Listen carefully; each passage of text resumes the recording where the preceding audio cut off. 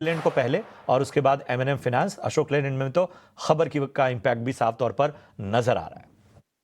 ये अशोक लेलैंड तो extremely bullish लग रहा है मुझे। यहाँ से तो सिग्निफिकेंट अपसाइड की गुंजाइश है। मुझे लगता है कि 180 तक भी जा सकता है और नीचे सपोर्ट हो जाएगा 147 का। तो फिलहाल तो एक बाय ऑन डिप स्ट्रेटेजी अपनाना चाहिए क्योंकि सिग्निफिकेंट अपसाइड दिखा है immediately in the first hour. तो मुझे लगता है बाय ऑन डिप्स करना चाहिए, स्टॉप लॉस रखना चाहिए 147 पे और short to mid term target होना चाहिए 180। 180 तक के लक्ष्य आपको अशोक लेलैंड में नजर आ सकते हैं। बहुत ही बुलिश नजरिया जो है वो साफ तौर पर रूपक का नजर आता है। और रूपक, एमएनएम फाइनेंस और कुछ चुनिंदा ऑटो पॉकेट्स में भी कुछ पसंद आ रहा हो तो बताइए। मैंने फिनांस बहुत बढ़िया लग रहा है चार्ट इसका तो।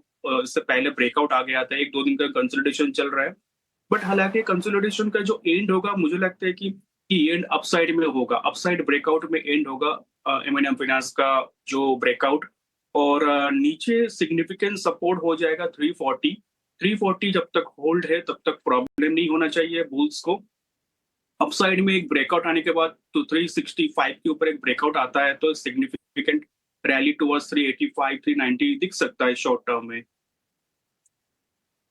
फाइनेंस में जो लेवल्स हैं उनको विशेष रूप से ध्यान रखिए, उस आधार पर अपनी रणनीति बनाइए। चलिए जरा कुछ और स्टॉक्स पर भी फोकस करते हैं जहां से पॉजिटिव संकेत हमें साफ तौर पर देखने को मिल रहा है। और इन सब के बीच में कंजम्पशन स्पेस पर फोकस करेंगे, खपत वाले क्षेत्र पर फोकस करेंगे। इमामी जरा लेकर आइए, जिसकी चर्चा हमने शुरुआत में की भी थी।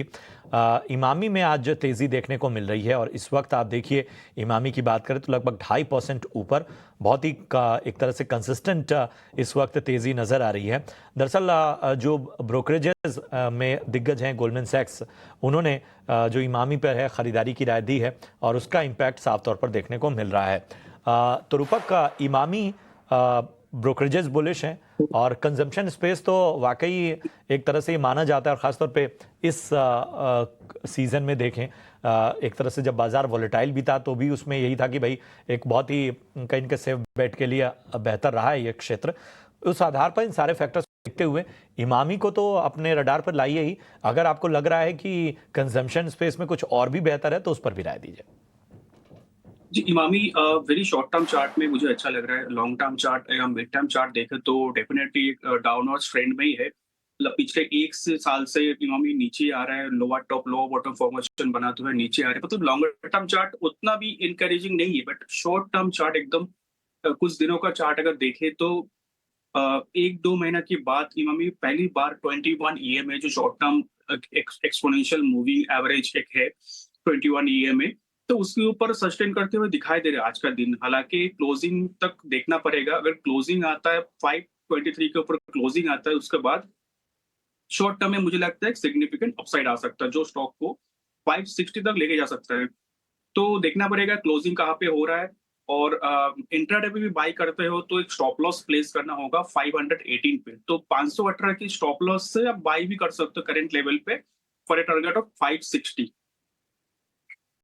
तो यहाँ पर शॉर्ट टर्म के लिहाज से इमामी जो है वो ज़्यादा बेहतर नज़र आ रहा है और 560 तक के लक्ष्य जो हैं